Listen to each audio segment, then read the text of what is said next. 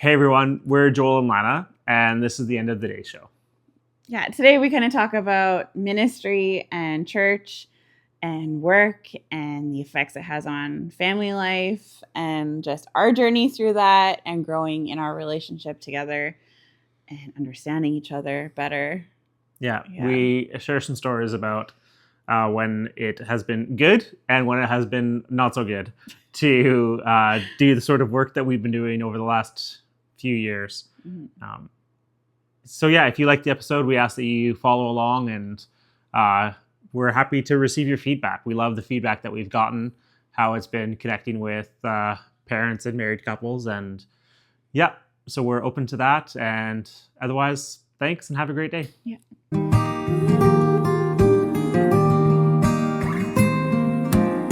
Hey everybody, and welcome to the End of the Day show. Today we're talking in all things work and ministry life and sort of the work stress that comes along with it. Mm-hmm. So let's talk about work. First of all, what do you do for work? What is your job? Okay, job title. Yeah. I am the executive director of a Youth for Christ chapter in Landmark, Manitoba. Basically, it's a youth center. It's a youth center. Yeah. I run a youth center, but I'm also the lead person within the nonprofit organization. So I'm the boss to a couple of part-time employees. I'm also the HR person. I'm also the admin person. I'm also the lead fundraiser. The lead fundraiser. I'm also the lead volunteer recruiter. I'm also the lead trainer. I'm the lead supervisor. You're kind of the everything guy. I'm kind of the everything person. Yeah. But it is, quote unquote, a ministry job. So it's kind of like youth pastor / community outreach pastor. Yeah. But in like a... sort of with the flair of small town pastor of a church. Because the pastor is also responsible for all the goings on of the church. Yeah. Whereas the youth pastor is sort of just a chump that hangs out. Just kidding. You shouldn't say that. You've been the junior youth pastor before. No. You just called yourself a chump. I know, I am a chump. Okay. Yeah. It's just an interesting little job. Yeah. Yeah. There's a lot going on, but it feels like there's nothing happening. It's really community focused. Because unlike a church, which is very focused on the church to kids, really, like a lot of the kids that come are from the families of the kids that go to, or kids from the families that go to the church or whatever. Yeah. This is open completely to the community, where you have kids from all walks of life, right, or, family backgrounds that are coming through your doors. Some are high school dropouts, some are, PKs, and it's just a really wide variety. Like, you're a PK. Yeah. Which is, I don't know if everyone knows what that means. Oh, pastor's kid. Pastor's kid. There we go. Yeah. Sorry. But so you just have such a wide variety of kids from different backgrounds coming through, where it's just more of a community center, really.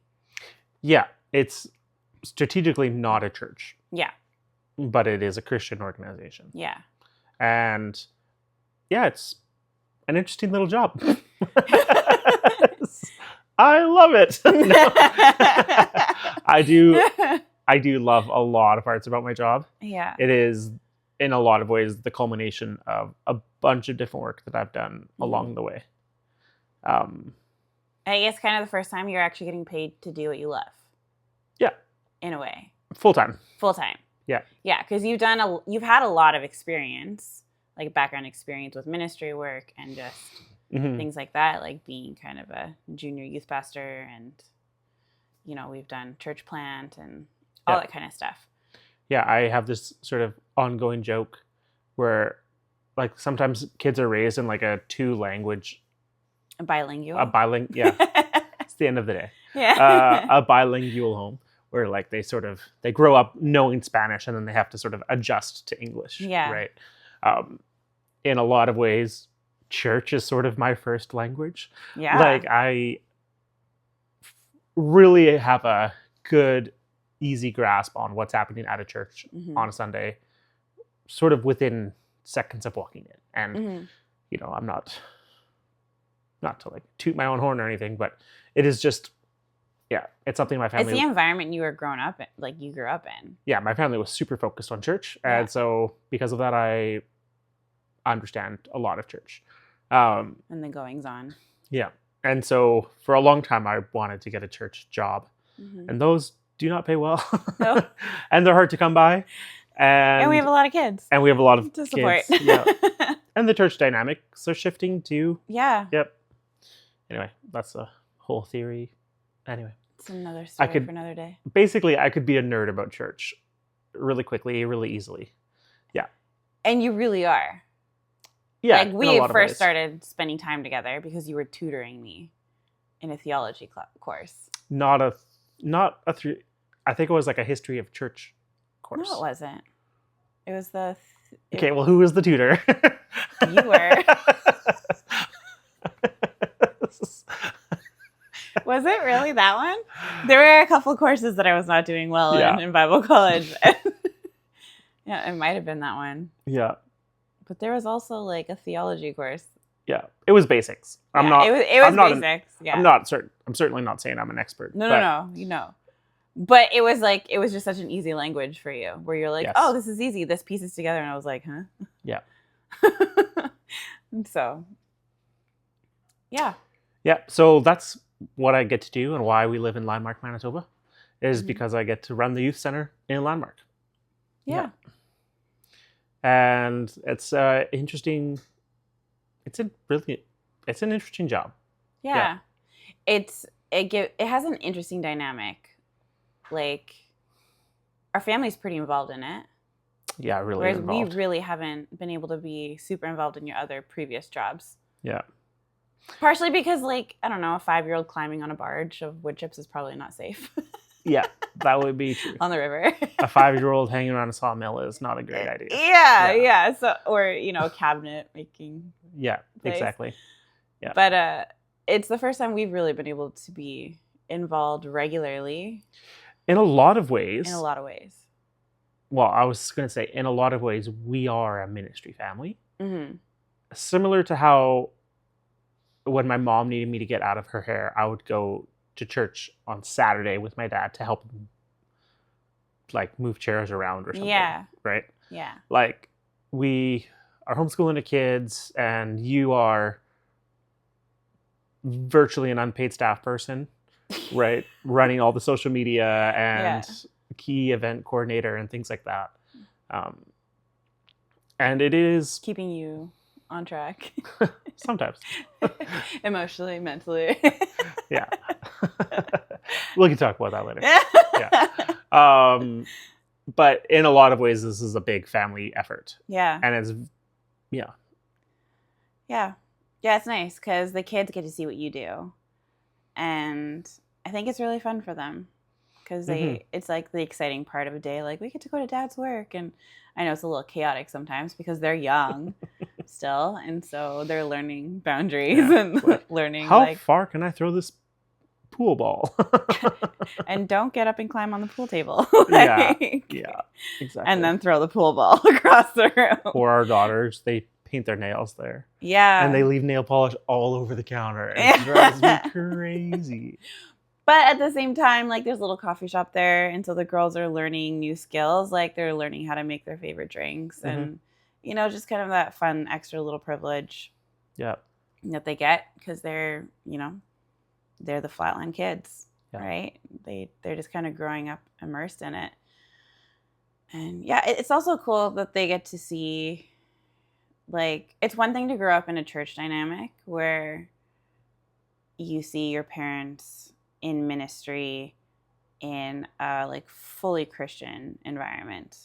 Right. Right? Like, that there's one dynamic to that that's really cool. But then to see, like, real life application to, like, everything that you are brought up being taught and learning how to portray that to someone who's not faith-based. So they get to kind of see the different interactions and learn how to have a conversation with someone whose everything is not God, Yeah. And so I kind of like that aspect to it too. Yeah. There's a lot of exposure to just life. Regular life. Yeah. And it really is taking sort of Christian faith out of the walls of a church and into, yeah. Yeah, because like when I graduated, I didn't know how to have a conversation with someone who wasn't a Christian. Right. Like one of my first jobs after I graduated was in the hair salon. And like you weren't allowed to have a religious conversation with someone unless they brought it up, and I was just like, I actually just don't know what to say to these people. Yeah. Right. And so it's nice for them to be exposed so young just to doing life with people in general, you know, and outside of their like faith bubble. Yeah. Which is good, but also not, you know, like it's a controlled environment. Yeah. Which is really good. Yeah. It is. I was going to say interesting again. Yeah. In a lot Describe your job. It's interesting. Yeah. I do. Carol, you might get yourself in trouble. Here's what I could say. It is very much a job. So it's not, I'm not living the high life hanging out at a youth center. Yeah. I'm certainly hanging out at a youth center, but there's work involved. Yeah. Sometimes more work than I'm equipped to do. Yeah. But it is a very unique combination of kind of church work, kind of social worker, kind of becoming like a professional friend to these kids. Like, who's the good friend in your life telling you to go back to school and stop skipping class? The youth center guy, Joel. Yeah. Yeah. It is really unique, and I'm really thankful for the opportunity to get to do this job and get to do, for me, sort of Christian mission work without having to deal with the politics of Sunday morning church stuff. Yeah. Yeah. Yeah, and it's filling the needs, right? Like whether it's a ride somewhere or, you know, someone missed a meal, you know, you're filling the needs that are needed. Yeah. Just cool. Yeah, and it is, it's really rewarding in a lot of ways. And it's really, there's just a lot of like humble moments. Like, there's no big like youth rally moments or, you know, even on us from a church work perspective, like Sunday morning can feel really rewarding to somebody who's made that their job. Yeah. Right? There's not a lot of that in this kind of job. And so it's needing to find a really healthy family life and a good work balance to accompany that. Yeah. Right? Because honestly, it can be really draining. And like my heart. Yeah, and it can be all encompassing too. Like if Yeah. you're not careful, it will take up all of your hours Yeah. of your days, right? Yeah. So. Well, yeah, because it, in a lot of ways, it's not just, it's multifaceted. There's so many different faces to what I have to do.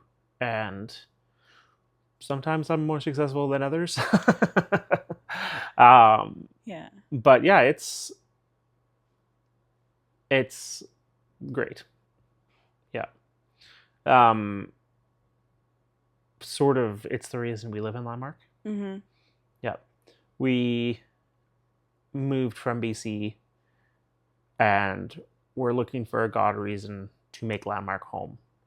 And I wasn't interested in any kind of ministry job, church or otherwise, because we were coming out of burnout. Yeah. In a sense. Yeah, after COVID, I think everyone was. Yeah. But I wasn't interested in it. Mm-hmm. I wasn't looking for, well, maybe. You wanted a different pace. I was interested in it, but I wasn't looking for it. Yeah. Yeah.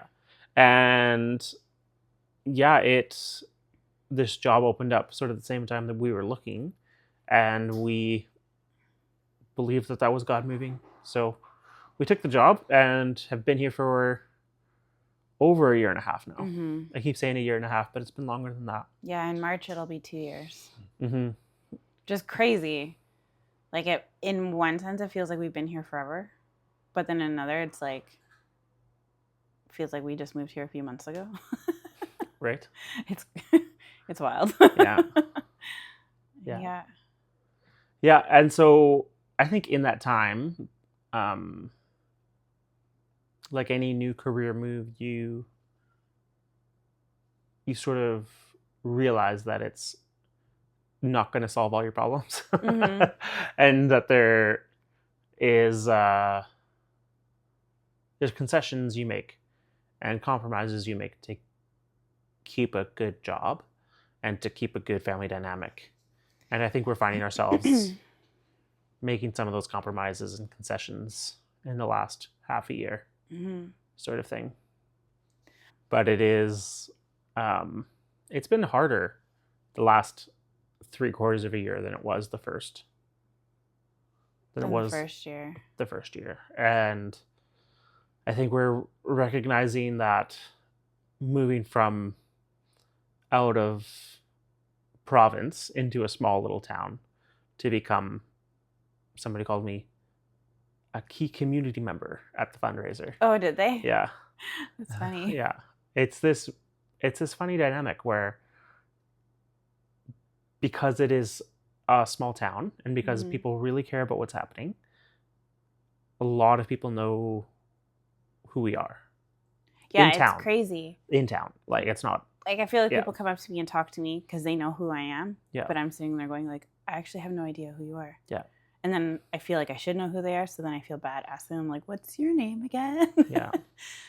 Yeah. But, yeah, so we just had our big fundraiser. Yeah. Which was... It was good. Yeah. It was a good night. I think it was a lot of fun. It was interesting for me because I'm normally... like all hands on deck helping you with these things. And this year I was a little bit more hands off. And so it was kind of fun to sit back a little bit and just kind of watch it all play out. Yeah. A little stressful at moments because just the like refiner in me being like, oh, that could have been a little planned a little better, or, you know. Yeah, we had our recap meeting today and it was like, I think I just missed Lana's involvement. in certain ways, right? Well, I think it's because we're just so used to working well together. Yes. Like, we complement each other in different ways and in areas that you don't think about, like that those parts are second nature to me, and like vice versa. Yeah. And so we round each other out really well. Yeah. But I think we're hitting our stride now more than we have before. Yeah. Like, if we can talk about ministry. Yeah. Like, it's as much as the job is not as easy as it once was, it's still a great position. But sort of the best part about it is when you and I get to plan and talk about things and dream about the future and sort of what it could be and how can we make it more healthy so that it grows more. Yeah. But when we first got together, ministry was not something I wanted to do. Not on the table, but on the table. It was a big fat no. Yeah. Yeah. It's not that I had anything against ministry per se. I had just watched a lot of families that were ministry families struggle. And I think that's, you know, it's unfortunate that that's a big part of it. But, you know, when you have a ministry job, you are generally really passionate about it and you care about the people and you try to give as much as you can to that. And a lot of the times, if you're not careful, your family can suffer along the way, right? And I just seen so many families, you know, and a lot of them were like youth pastors or, you know, young families that were new to pastoring or something along those lines. And this is gonna sound judgmental. I'm just gonna put that disclaimer out there. Yeah. But like generally, it was these families that had like 4 or so kids, and they were just like these ragamuffins running wild, you know. And it was just, you know, you'd see these families that look relatively stable and put together. Yeah. And then you'd see these other ones, and it was always the ministry families, where it's just like, oh yeah, their parents are just so busy dealing with everyone else kind of thing. And I didn't want to be that family that had 4 kids and couldn't afford to even live in a basement suite kind of thing, because there wasn't enough money because churches don't pay that much. Yeah. Right. And I really didn't want that. I wanted stability. And I think part of that comes from coming from a ministry family myself, where it was, they did ministry. It's a hard line. Like, where do you draw it? You guys were... I wasn't a missionary kid. Yeah. But I grew up in a family who ran missions trips. So it was still a ministry. Yeah. But it's a sort of different. It was a different dynamic. Different. Like, your whole life was church. My whole life was missions trips. For 6 months at a time. Yes. Because we ran one trip every 6 months. So it was twice a year. But, like, leading up to that, there was, my parents are big planners, and every detail is about everything. And so it was just, that was my life for middle school, high school, and beyond. Yeah. Until I met you. But I don't know, like, it's all encompassing, which is a good thing and a bad thing if there's not a healthy balance. And that scared me, just the instability of not having a consistently well-paying job, or Well, I think so. A couple of things are at play here. Yeah. One, my heart goes out to people who are working at church, because on Sunday morning, that's when you're working. Yeah. But you also bring your family to work with you. Yeah. And that's when everyone in your life sees you and sees your kids. So, like, another disclaimer, we are that family with the ragamuffins at church. Yeah. I mean, but not in that sense. Like, it's just like, as a young person, like, as a teen or whatever, that was my judgment. Yeah. And what I was going to say is, like, those families that you saw, like, as chaotic as it gets for me when the kids come to my work, like, that's what families go through every Sunday. Yeah. Right? Where it's not like they become any less of a mom or dad because they're up on the stage. No, right? Not at all. But, like, I would challenge anybody to be like, take your kid with you to work on a day where you're hosting an event for 100 to 500 people. Yeah. And then that is the day everyone also comes and sees how good of a parent you're being or not being. And life doesn't stop just because you're hosting an event. Like, if a kid is sick, you're still hosting that event. Yeah. And so they're going to be cranky and teething.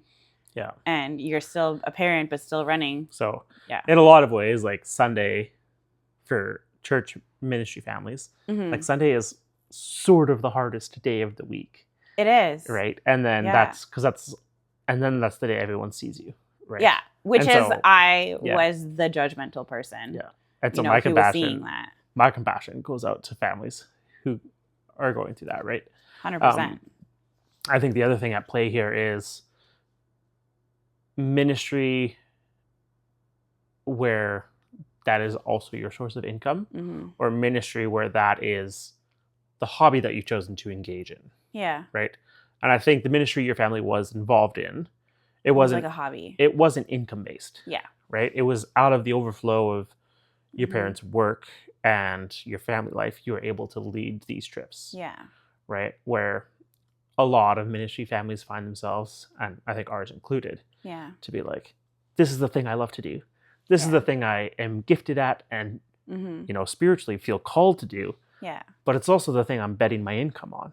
Yeah. Yeah. And then, like, it feels like there's just, like, layers of pressure that sort of build up on it. Build up, yeah.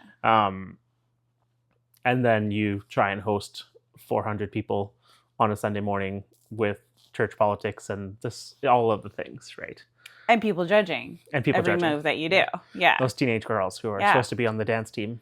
The ones who say, when I have kids, they're not going to be like that. Yeah. Oh, yeah, they are. Yeah. Yeah. Check yourself. But yeah, for me, I think coming out of your experience, I could really see you not wanting that for your future. Yeah. And we had conversations about this, like, when we were thinking about dating, and, like, we were pretty serious from the start. Like, we didn't want to mess around and just, like, I think, we were serious from the start because we had both gotten burned in relationships. Yeah. Right? One way or another. Yeah. Even at a very young age, Yeah. we were just like over the dating The game. foolishness of it. Yeah. And just yeah. And so before we even started dating, we had conversations about what married life would look like. And We started as friends. Like, Yeah. we started as friends. we started as acquaintances because you Yeah. had a friend that I didn't want to be friends with. And she, like, loved you. Anyway.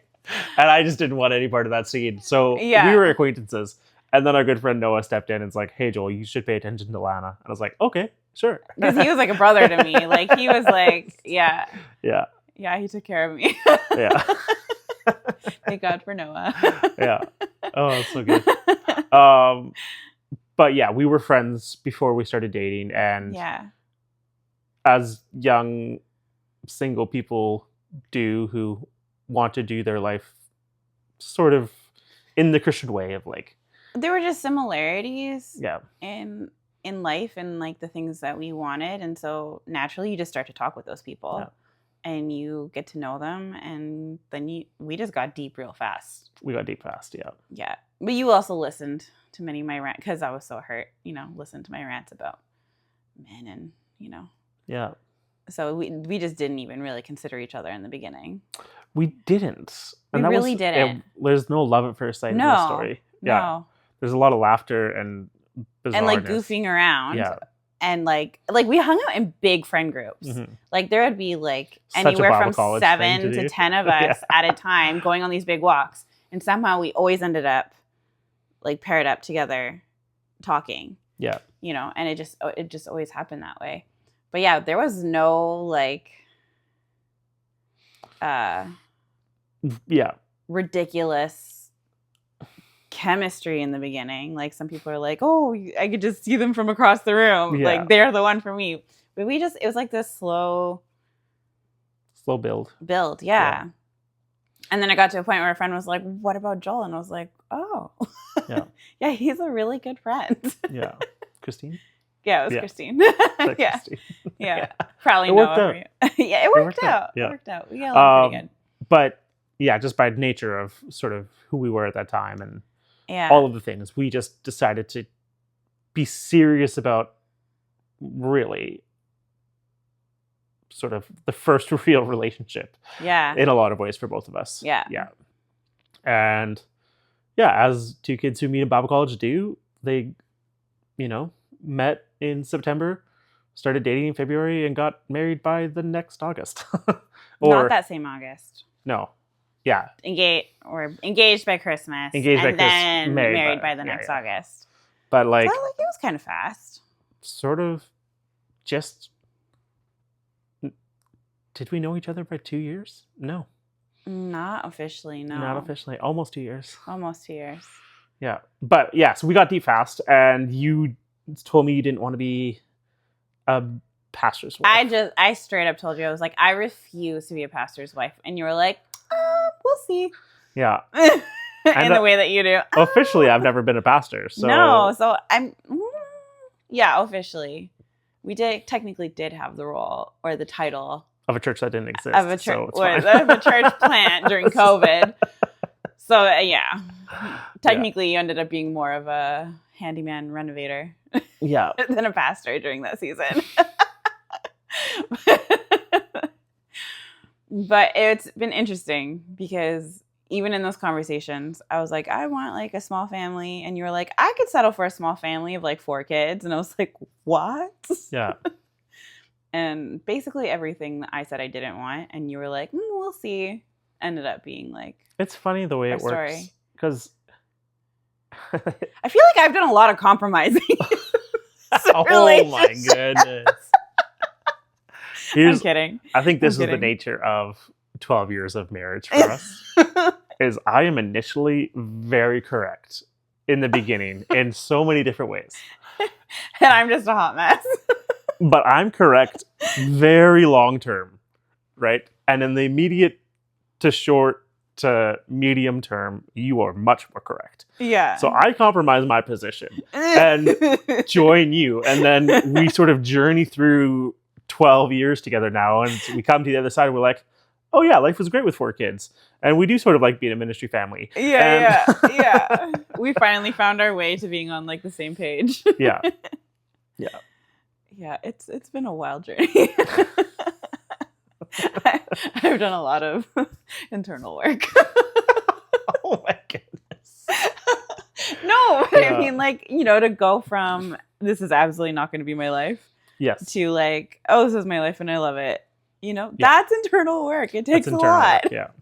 Thank you for acknowledging that. And it's not that I forced you into a life that you didn't want. No, you didn't. I have tried every other career under the sun, almost.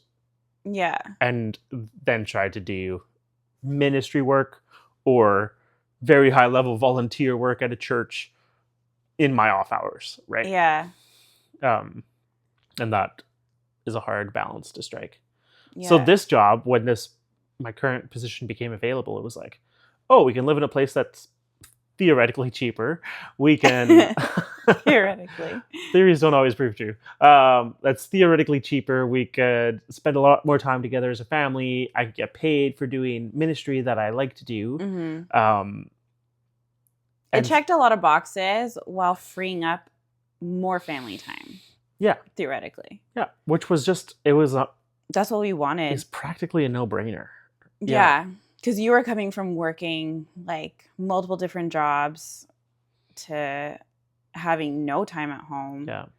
And, working yourself till you were exhausted and, literally falling asleep at the wheel kind of thing. Yeah. But yeah, we got married, and as I did often in those days, just assumed I was correct. We've both done a lot of internal work. I just assumed I was correct and said, okay, well, we're going to go to my church. Mm-hmm. And I should have counted your feelings more and counted your wisdom more. But it was a good growing journey for us. Mm-hmm. But we were not on the same page with ministry. We were not on the same page.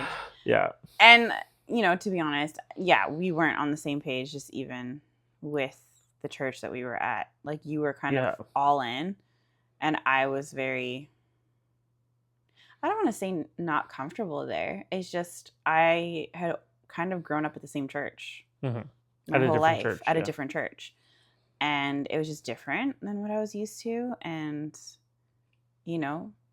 wanting to be the, like, happy-go-lucky girlfriend.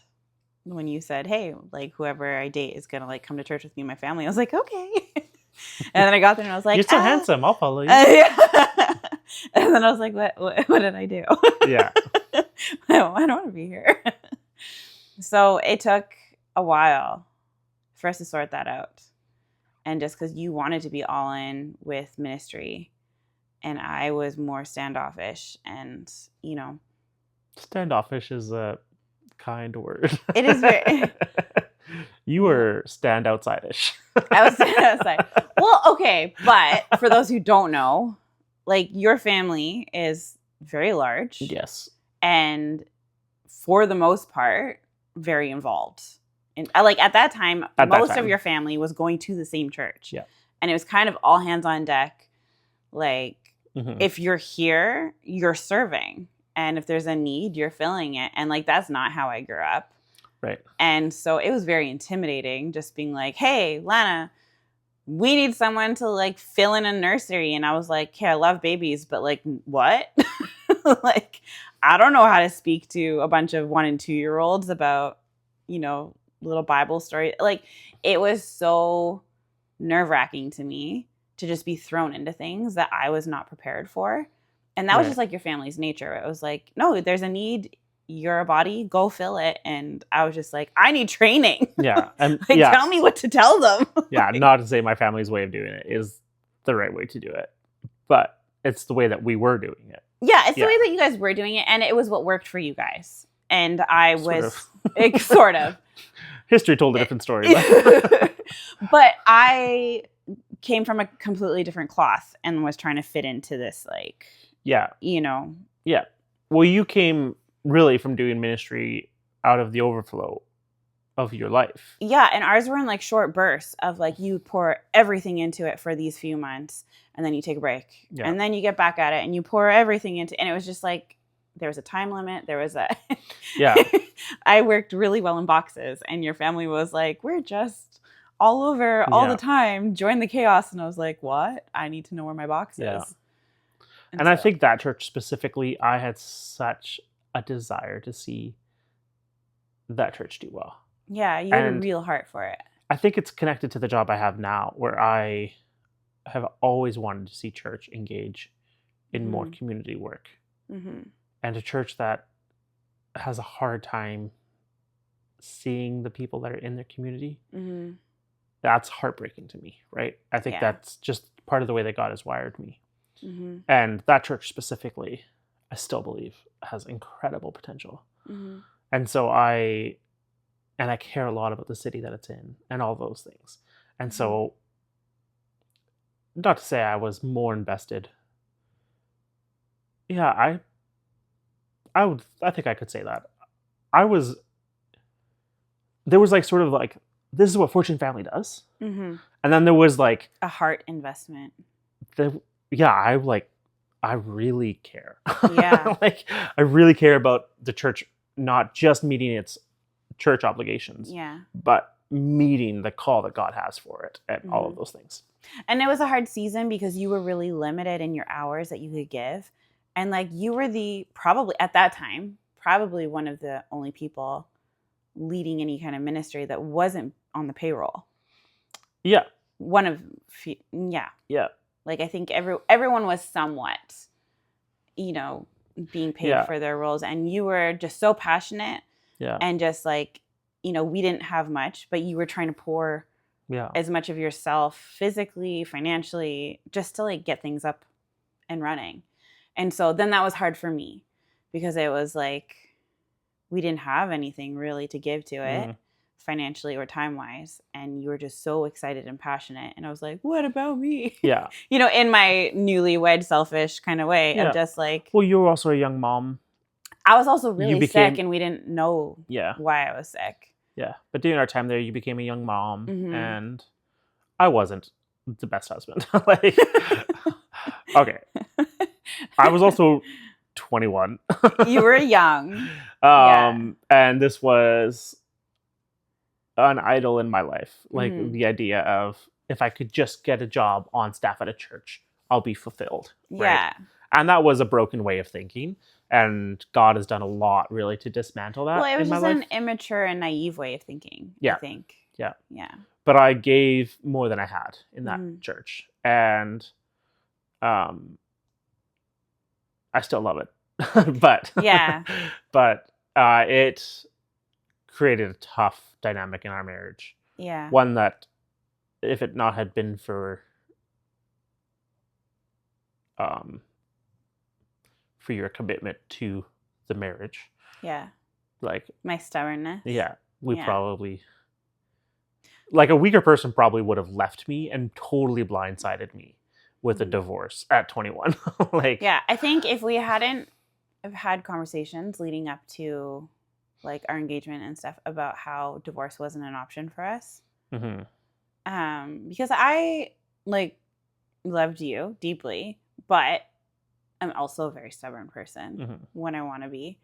And I did not want to be one of those people. And I didn't want to be the person to up and leave. Yeah. Like, I didn't want to be labeled as that. I didn't want that to like follow me around. And like, also, how does that look? But you also weren't going to become the good church wife. No. Yeah. No. And so we were sort of at this impasse of, I wasn't willing to change. Yeah. And I had sort of a naive I had sort of a naive understanding of how this worked, without really even considering where you were at emotionally. And you were sort of stuck in this like circle of stubbornness where it's like, I'm not going to leave him, but he's not getting his head out of the sand.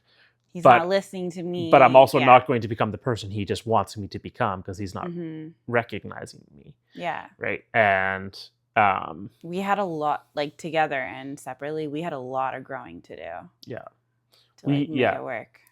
It is very much the classic get married young and grow up together. Yeah. Sort of thing. Yeah. Like I strongly believe we didn't even really have like a young adult life No. Because we had kids right away. Like, we found out we were pregnant on our 6-month wedding anniversary. Yeah. And so, like, there wasn't a whole lot of time to go out and do things with friends and do even, like, the church young adults life of, like, you go out and do dinners together. And, like, we didn't do that. We didn't have any of that. We just had each other, really. Yeah. And we were the first of our friend group, I think. In a lot of in a lot of ways, we were the first of our friend group to have kids. So then that kind of isolated us even more, because as amazing as everyone was, I was kind of on my own with this new role of, like, wife and mother. And we were young, and, you know, you were so involved with ministry, and which I didn't know how to cope. And I was sick. I had a lot of health issues going on. Yeah. So, like, it all just kind of compounded and built up to the point of me resenting you and your passion for ministry and church work, which was hard when I realized that that's what it was. Like, it sucked to realize that, you know, that was something that had built up in me. But I was so wrapped up in what I wanted and what I thought was going to be my fulfillment. I wasn't considering the responsibilities that I had taken on by becoming a husband and father. Yeah. You know? Yeah. But God corrected that pretty good. Yeah. And I think, like you had kind of brought up, I think it is kind of safe to say that there are multiple moments in our marriage where we could have been that couple that divorced. Yeah. Multiple. But because we chose a different route and we chose to actually work, and, like, it was hard work. And, you know, we probably could have benefited from some counseling, like therapy. Maybe one day we'll get there. But, you know, we put in the hard work and the dedication to work that out together and consider each other in all of that. Yeah. So. Yeah. And so just putting ourselves back in those shoes of us, like, what was it, 10 years ago? 10 years ago? Or when we left? Well,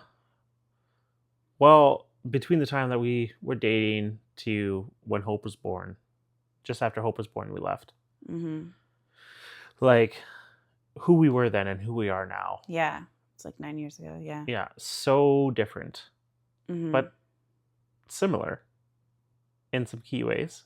Yeah. Like, we still obviously really care about building up the church. Yeah. And we have gone on to be involved in a lot of different ways at different places. But we've also never been what I had in mind as a ministry job. Like, we've never gotten there. Not to say we won't get there in the future. But it's been an interesting journey, sort of trying to balance this desire and passion for ministry work and wanting to make that my income, but not put you through the things that you don't want to be put through, and being responsible to you as a person, right? And guarding your heart and all those things, and trying to be responsible to these kids and giving them somewhat of a good life, right? Yeah. Not everything's going to be perfect for them, but... Well, I think, like, part of the picture that I was missing when I was younger, when I saw these families that I was so adamant I didn't want to be like, was how much of their life was faith-based. Right. You know, like, how much they relied on God for everything in their life. And, like, that's been a big part of our testimony, too. It's just how much we've relied on God for simple things like food sometimes, or you know, vehicles and housing, and that's not a part that I resent about our story. You know, which is something that I would have thought I would resent, being, you know, the young person kind of looking at that and being like, I don't want that. I don't want to have to rely on other people for things that I should be able to provide for myself, kind of thing, right? But stepping back and looking at it all now, like, you know, you see the beauty of it, of, like, yeah, sure, it would be nice to be able to provide every single thing that you want to provide for your kids yourself. But then seeing the way that God knits community together and how really we are meant to do life in a community setting. Because in the areas where you fail and falter, someone else is strong and can lift you up and support you, right? And so, like, that's just been a big part of our story, is how we've watched God fill the gaps. And we've had seasons where we've been in want of things, but we've never been in need for too long. Yeah. You know, like, he always makes sure that we have just enough, at least. Sometimes more than enough. But yeah, so I think it's just interesting, like, realizing how naive and whatnot that you can be in certain seasons. Yeah. And then being on the other side of it and being like, oh, okay, well, now we are kind of more a ministry family. And for someone who didn't want to be a ministry wife, I volunteer a lot of hours to help you with your job because I want to. Yeah. You know, not because I have to. Like, you're not forcing me and dragging me along and being like, you have to do this. You know, you express a need. And I'm like, well, I can do that.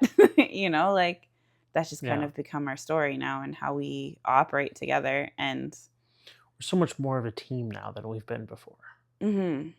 Right? Whereas, like, I don't, you know, if everything got taken away tomorrow, like job, career, house, whatever, if that big Category 5 tornado ever hits Landmark, Manitoba, like, the only person I want to work with is you. And that wasn't always the case. No. There was some Sunday mornings where I was like, why'd you give me this woman? I need to get out of the car because church is starting and I'm late and she can stay here crying, but I'm going to go. Yes, I remember your expression very vividly on those Sundays. And what I should have done is, like, recognize the greater need in front of me and the greater responsibility in my life. Yeah. And I've, you know, obviously grown up a lot in those years. Yeah. And that's not to say that we have it all figured out, because we don't. No. Like, we were just saying today, in full transparency, like, literally a year ago, we were probably at one of our lowest. Oh, dude. Yeah. We were at our lowest. I was ready to walk out the door. Yeah. Like, it was hard, and it was, you know, in sense we were both selfish, I think, or naive to the other person's needs, or just blind to it, maybe. Like, we hashed it out. And we're not a couple that fights. We're not a couple that argues and accuses, and I don't even think that was really happening. But there was a lot of hard conversations. Yeah. And a lot of very honest reviews, I guess, if you will, of, like, how life was going together. And you know, it was kind of it was a season of, like, okay, enough of the BS. Like, we sort this out or we're done. Yeah. And I think what was happening is we were living in a fabric of community in BC. Like, we had people to help us and people to sort of cover our weak spots. And call us out on stuff too. Yeah. There was just that, what's the word? But moving here, I think especially we had grandparents around, right? And then moving here, we removed ourselves from that fabric, right? Which then exposed a lot. Yeah. That we hadn't dealt with together. Yeah, and we didn't realize that it exposed a lot. Yeah. Right? But we eventually realized that it exposed a lot. Yeah. And sort of the frustrations that I had and the frustrations you had, they got covered in a multitude of other people loving on us, and distractions and stuff, where, you know, when you aren't really connected to anybody in a small town where everyone else seems to be related to everyone else, and, you know, you don't really have the means to go out and do a lot of things to keep you distracted. I think it was also our financially hardest year. Yeah. During that time as well. Like, finances didn't work out the way we were expecting them to. There were a lot of surprise cutbacks, not with work, but like other financial means. Yeah. And, you know, housing was more than we expected. It was really tough.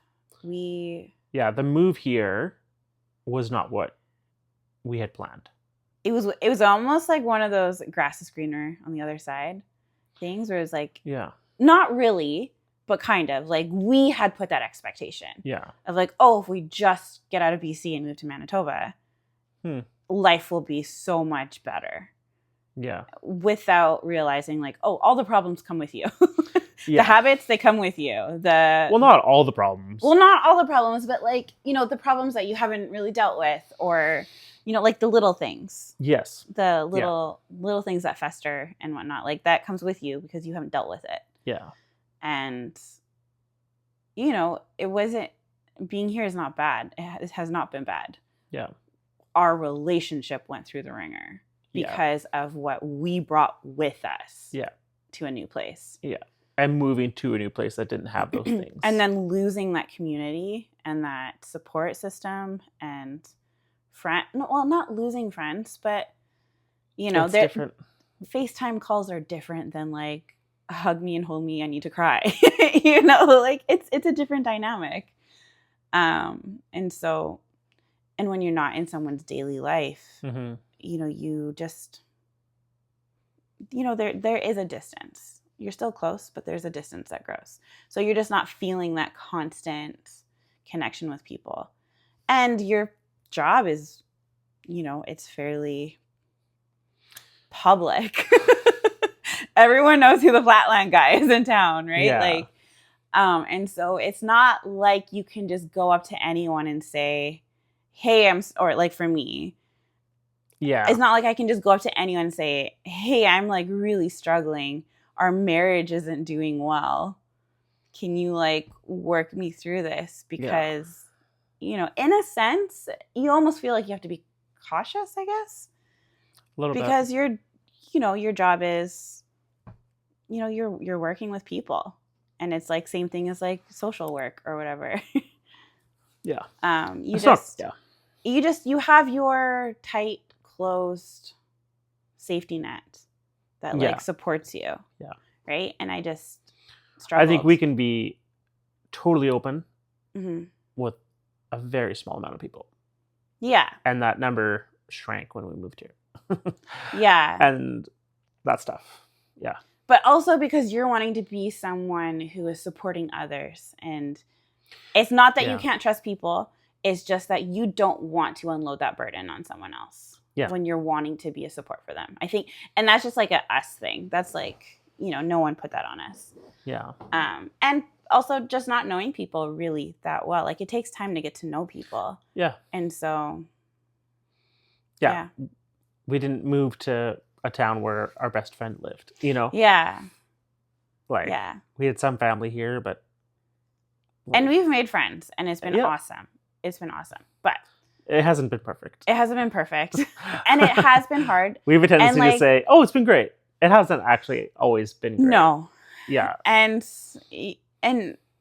like, I think it's safe to say, like, it's also been really lonely in a lot of ways. Like, you know, just even kids losing their homeschool community from, you know, BC. Like, they had such a solid homeschool community and they don't have that anymore. And because they don't have that, I don't have the moms from that community. And, you know, like, there are just so many little things that you don't realize build up to this bigger fabric of, you know, community. Yeah. Even where I worked, like, I was really lucky where I worked. It wasn't a ministry job. But there was 3 or 4 guys there who... They were just, like, super solid guys. Yeah. All people who sort of have the same priorities in life, and they want to be good family men, and they want to, you know, serve the Lord and serve their church. And, you know, I'm alone at work, right? Yeah. Like, well, you're the go-to guy. Yeah, I'm the boss. Yeah. So even that has changed. Yeah. Where in BC, when there was moments where it was like, oh, this happened this morning, at least oftentimes there was somebody at lunch I could be like, hey, like, is your wife crazy like this? Yeah, I mean, and they would fair. say, yeah, it's normal, Joel. I'm like, okay.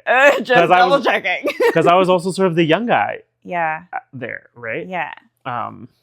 Yeah, and so Yeah. this move has caused us to grow and I think become more who we are supposed to be.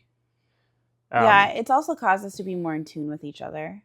Yeah. Because, like, as far as, like, a really secure support system, like, we're it.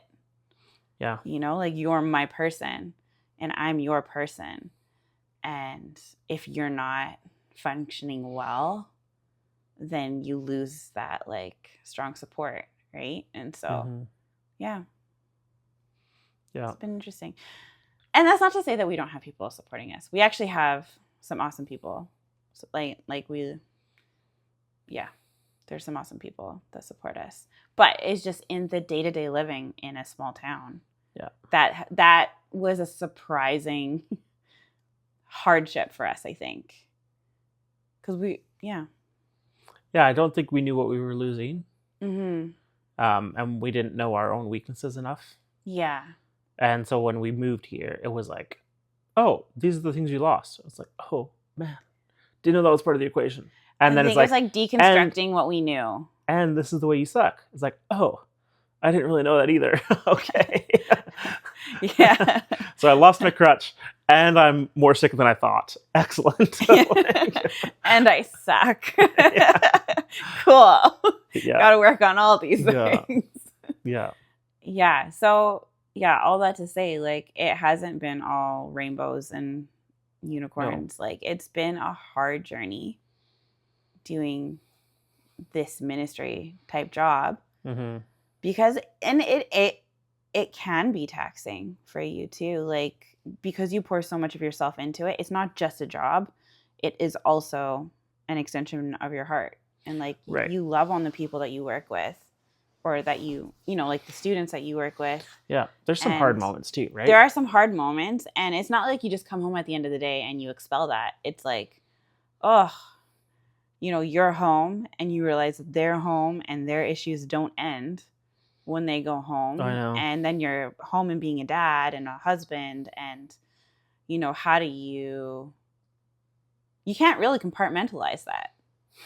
And so it's just like, it's not a burden. It's like, it's a heart, well, almost like a heart burden, I guess, where it's just like, you care. Yeah. And it's a good thing, but it's just, you can't shut your brain off. At the end of the day, it's not like you leave the office and you shut the door and you're like, "Hey, cool, I'll see you next morning," kind of thing. It's like you take that work home with you. So it's been an interesting season navigating that and navigating our relationship and the healing we've had to go through this last year. Like, we've had to do a lot of work and a lot of encouraging ourselves and each other and having hard, open conversations of like, "Hey, I actually need this from you." Yeah. And not in like a selfish way, but like, yeah, this is how I feel loved. I need you to love me that way, and vice versa. Yeah. Kind of thing. So it's been good. Mm-hmm. It's been a really good growing season. I think. But yeah, it's interesting doing the type of job like this. But we recently had our big annual fundraiser. Mm-hmm. And so we moved here in March, and the big end of the year fundraiser is at the end of the year. Yeah. And the first one, it felt like a big success. It was a big success. It was a big success. This most recent one, not quite the success. Yeah. By our measure of success. By our measure. Yeah. And it's there's been quite a bit of stress that I've carried and I've brought into the home because of work. Mm-hmm. And it's always sort of sucky being the dad. It's just always sucky being the dad. But I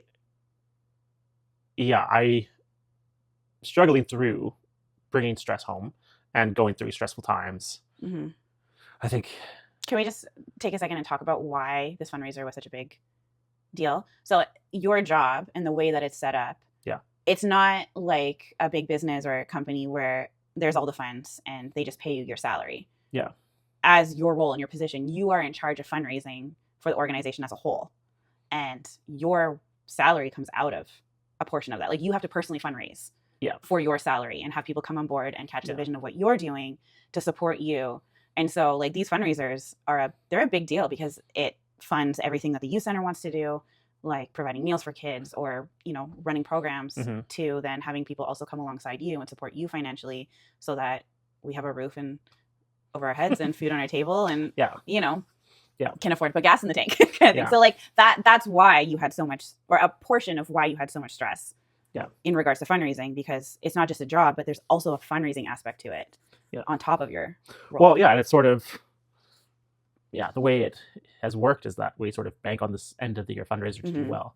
And just the way I wanted the program to grow, and we had some staff turnover this year, like my job just got way busier doing a lot of small things where I sort of lost track of the bigger picture, or I couldn't maintain the bigger picture. It's not that I lost track of it, I just couldn't maintain it because of all the smaller things that came up. And so I just felt like this growing cloud of just doom of like, what if this fundraiser isn't going to be great? And last year I had sort of the space because of staff. I had the space to sort of dedicate a lot more time and resources that I had towards making the fundraiser a success. I didn't have that this year. And so... And obviously I wasn't involved as much. And you weren't involved as much. And it was like, okay, well, ultimately, things could have gone better, right? But I don't know if I could have done more.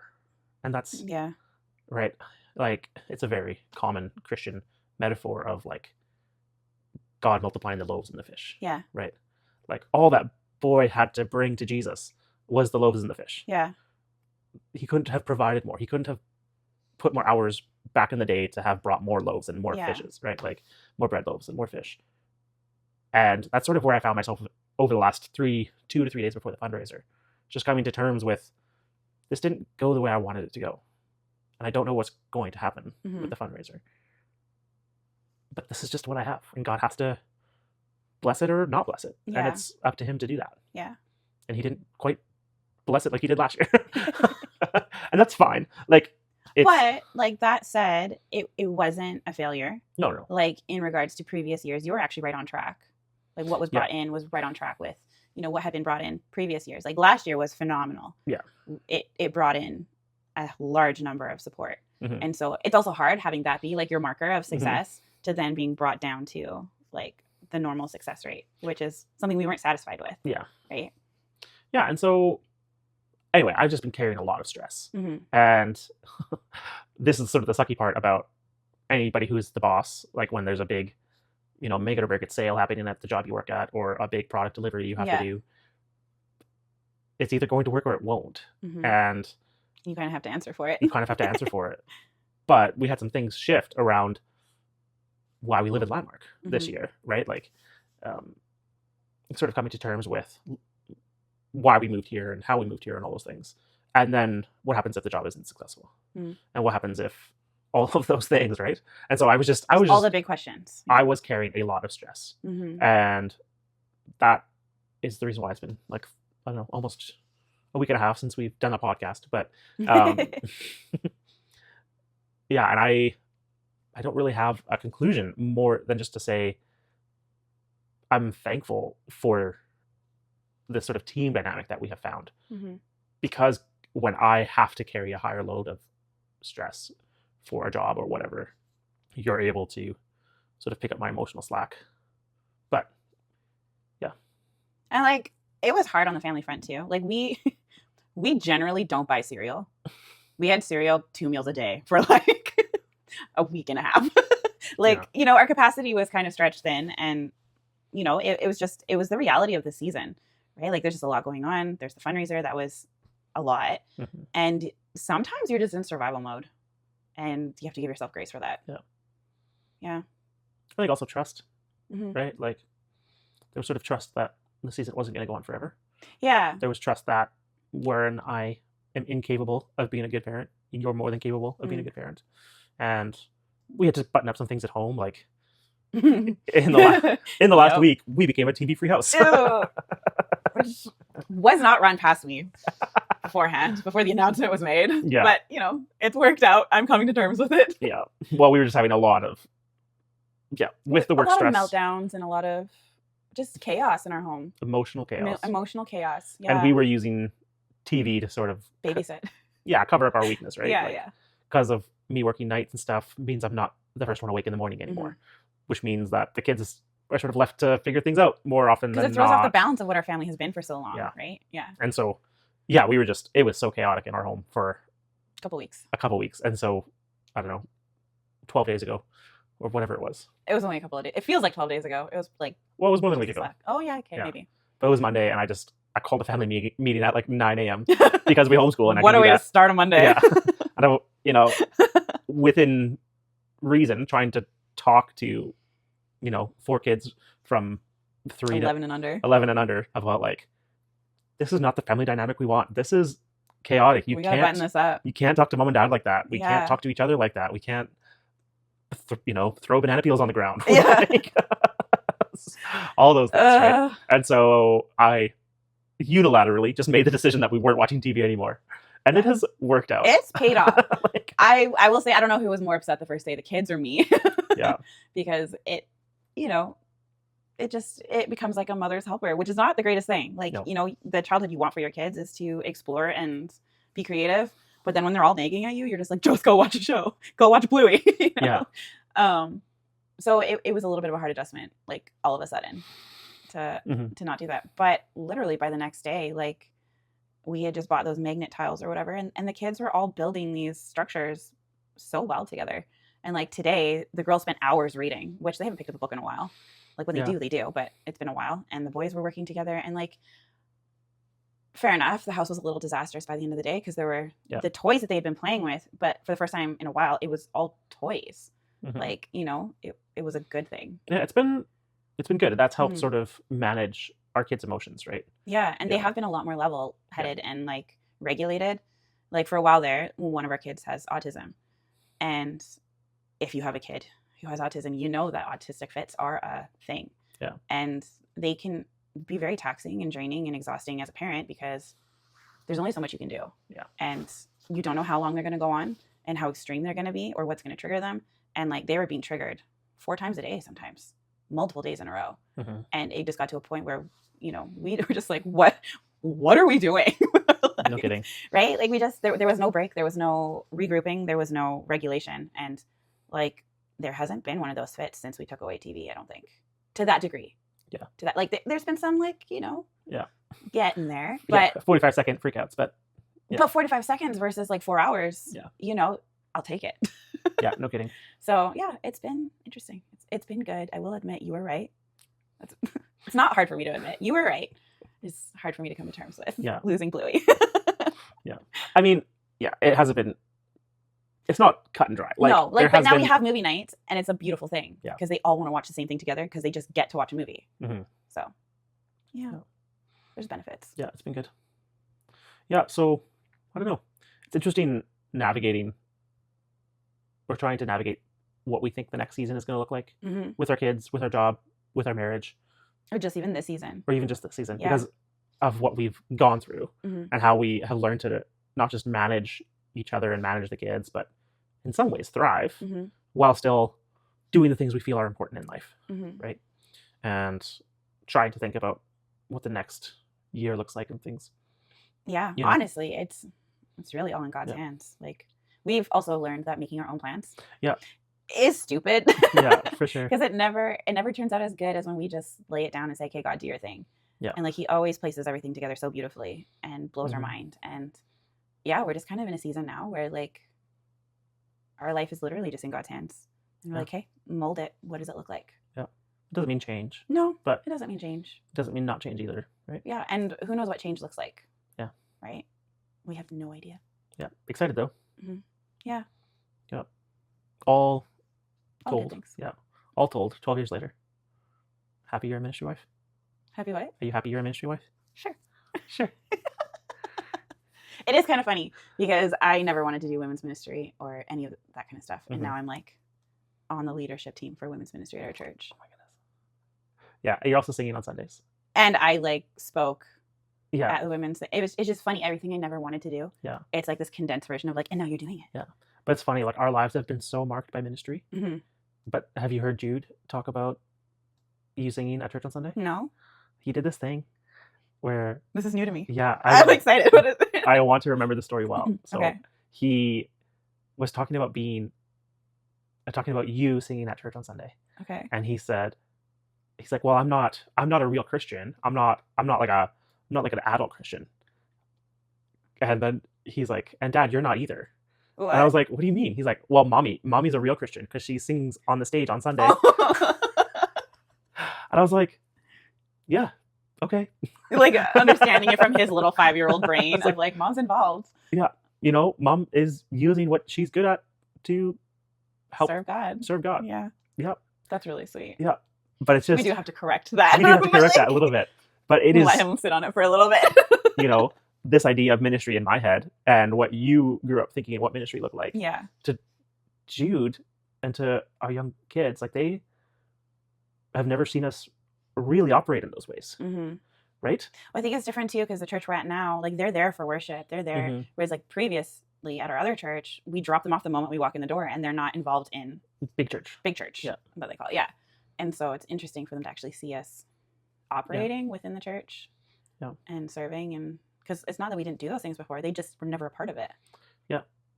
Yeah, it is interesting though, seeing it from his perspective. Yeah. And how He's so cute. and some of but even some of the decisions we're making in our lives, Yeah. that's going to impact how they view church ministry and how they Mhm. view, what does it look like to build God's kingdom as a Christian? Yeah. And what does it look like to serve and Mm-hmm. all those things. Yeah.